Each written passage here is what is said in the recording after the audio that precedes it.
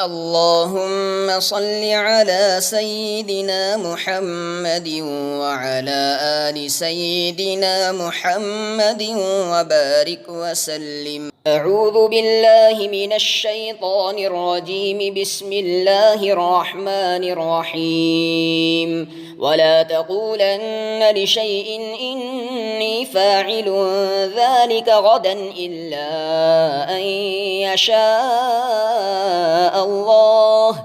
واذكر ربك إذا نسيت وقل عسى أن يهديني ربي لأقرب من هذا رشدا.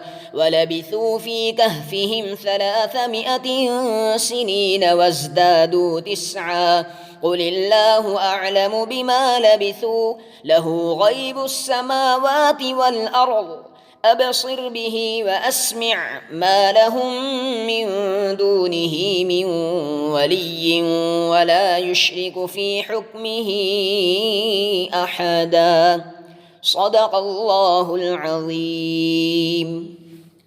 سورۃ الکہف کی 4 آیتیں 23، 24، 25، 26 تلاوت کی گئی. ان آیات کی تفسیر کا خلاصہ سن لیجئے. اور اگر لوگ آپ سے کوئی بات قابل جواب دریافت کریں اور آپ جواب کا وعدہ کریں تو اس کے ساتھ انشاءاللہ تعالی یا اس کے ہم معنی کوئی لفظ ضرور ملا لیا کریں، بلکہ وعدے کی بھی تخصیص نہیں. ہر کام میں اس کا لحاظ رکھیے کہ آپ کسی کام کی نسبت یوں نہ کہا کیجئے کہ میں اس کو مثلاً کل کر دوں گا، مگر خدا کے چاہنے کو اس کے ساتھ ملا دیا کیجئے، یعنی انشاءاللہ وغیرہ بھی ساتھ کہہ دیا کیجئے. اور آئندہ ایسا نہ ہو جیسا اس واقعے میں پیش آیا کہ آپ سے لوگوں نے روح اور اصحاب کہف اور ذوالقرنین کے متعلق سوالات کیے، آپ نے بغیر انشاءاللہ کہے ان سے کل جواب دینے کا وعدہ کر لیا، پھر 15 روز تک وحی نازل نہ ہوئی اور آپ کو بڑا غم ہوا. اس ہدایت کے ساتھ ان لوگوں کے سوال کا جواب بھی نازل ہوا. اور جب آپ اتفاقاً انشاءاللہ کہنا بھول جاویں اور پھر کبھی یاد آویں تو اسی وقت انشاءاللہ کہہ کر اپنے رب کا ذکر کر لیا کیجئے. اور ان لوگوں سے یہ بھی کہہ دیجئے کہ مجھ کو امید ہے کہ میرا رب مجھ کو نبوت کی دلیل بننے کے اعتبار سے اس قصے سے بھی نزدیک تر بات بتلا دیں. مطلب یہ ہے کہ تم نے میری نبوت کا امتحان لینے کے لیے اصحاب کہف وغیرہ کے قصے دریافت کیے جو اللہ تعالیٰ نے بذریعہ وحی مجھے بتلا کر تمہارا اطمینان کر دیا، مگر اصل بات یہ ہے کہ ان قصوں کے سوال و جواب اثبات نبوت کے لیے کوئی بہت بڑی دلیل نہیں ہو سکتی. یہ کام تو کوئی غیر نبی بھی جو تاریخ عالم سے زیادہ واقف ہو وہ بھی کر سکتا ہے، مگر مجھے تو اللہ تعالیٰ نے میری نبوت کے اثبات کے لیے اس سے بھی بڑی قطعی دلائل اور معجزات عطا فرمائے ہیں، جن میں سب سے بڑی دلیل تو خود قرآن ہے، جس کی ایک آیت کی بھی ساری دنیا مل کر نقل نہیں اتار سکی. اس کے علاوہ حضرت آدم علیہ السلام سے لے کر قیامت تک کے وہ واقعات بذریعہ وحی مجھے بتلا دیے گئے ہیں جو زمانے کے اعتبار سے بھی بنسبت واقعہ اصحاب کہف و ذوالقرنین کے زیادہ بعید ہیں، اور ان کا علم بھی کسی کے لیے بجز وحی کے ممکن نہیں ہو سکتا. خلاصہ یہ ہے کہ تم نے تو اصحاب کہف اور ذوالقرنین کے واقعات کو سب سے زیادہ عجیب سمجھ کر اسی کو امتحان نبوت کے سوال میں پیش کیا، مگر اللہ تعالیٰ نے مجھے اس سے بھی زیادہ عجیب چیزوں کے علوم عطا فرمائے ہیں. اور جیسا اختلاف ان لوگوں کا اصحاب کہف کے عدد میں ہے، ایسے ہی ان کے سوتے رہنے کی مدت میں بھی بہت اختلاف ہے. ہم اس میں صحیح بات بتلاتے ہیں کہ وہ لوگ اپنے غار میں نیند کی حالت میں 300 برس تک رہے اور 9 برس اوپر اور رہیں.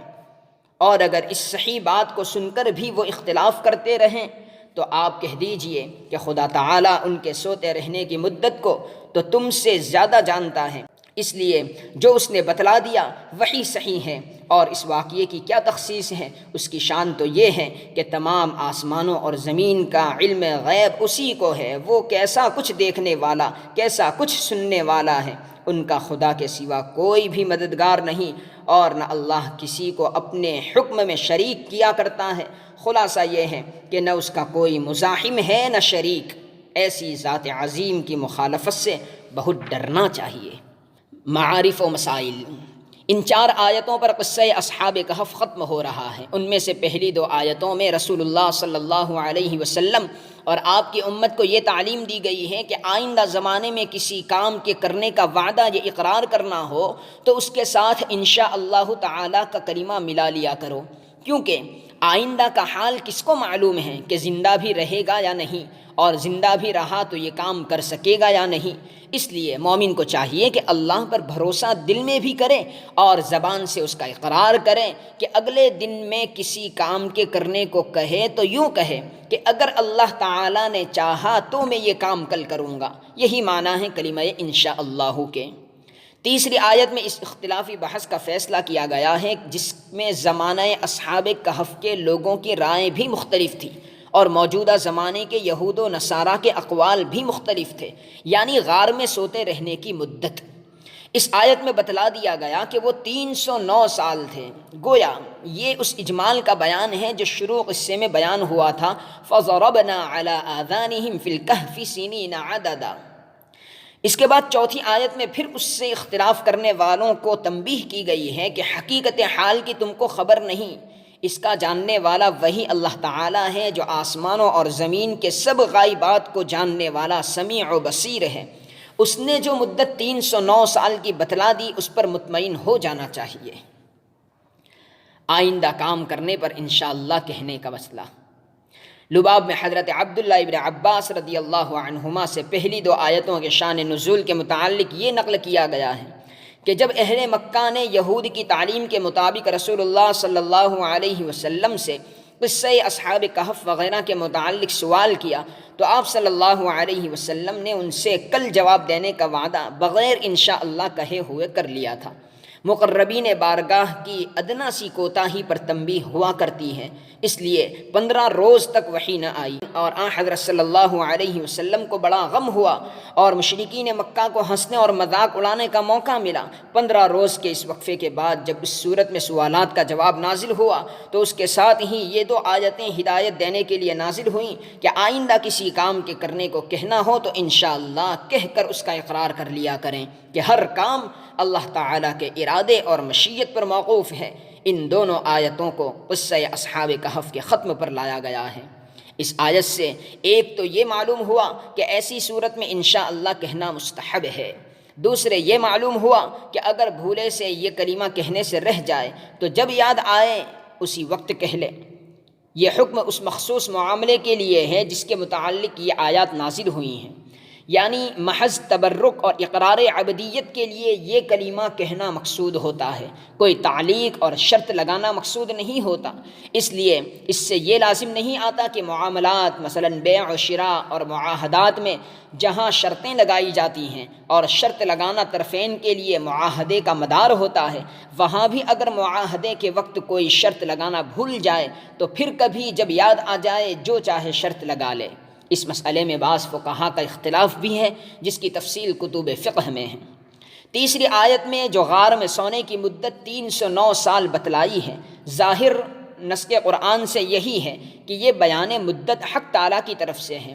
ابن کثیر نے اسی کو جمہور مفسرین سلف و خلف کا قول قرار دیا ہے۔ ابو حیان اور قرطبی وغیرہ نے بھی اسی کو اختیار کیا ہے، مگر حضرت قتادہ رحمۃ اللہ علیہ وغیرہ سے اس میں ایک دوسرا قول یہ بھی نقل کیا ہے کہ یہ 309 سال کا قول بھی انہی اختلاف کرنے والوں میں سے بعض کا قول ہے، اور اللہ تعالیٰ کا قول صرف وہ ہے جو بعد میں فرمایا، یعنی اللہ اعلم بما لبثوا، کیونکہ پہلا قول 309 کے متعین کرنے کا اگر اللہ کا کلام ہوتا تو اس کے بعد اللہ اعلم بما لبثوا کہنے کا موقع نہ تھا، مگر جمہور مفسرین نے فرمایا کہ یہ دونوں جملے حق تعالیٰ کا کلام ہیں، پہلے میں حقیقت واقعے کا بیان ہے اور دوسرے میں اس سے اختلاف کرنے والوں کو تنبیہ ہے کہ جب اللہ تعالیٰ کی طرف سے مدت کا بیان آ گیا تو اب اس کو تسلیم کرنا لازم ہے، وہی جاننے والا ہے، محض تخمینوں اور رائوں سے اس کی مخالفت بے عقلی ہے۔ یہاں ایک سوال یہ پیدا ہوتا ہے کہ قرآن کریم نے بیان مدت میں پہلے 300 سال بیان کیے، اس کے بعد فرمایا کہ ان 300 پر 9 اور زیادہ ہو گئے، پہلے ہی 309 نہیں فرمایا۔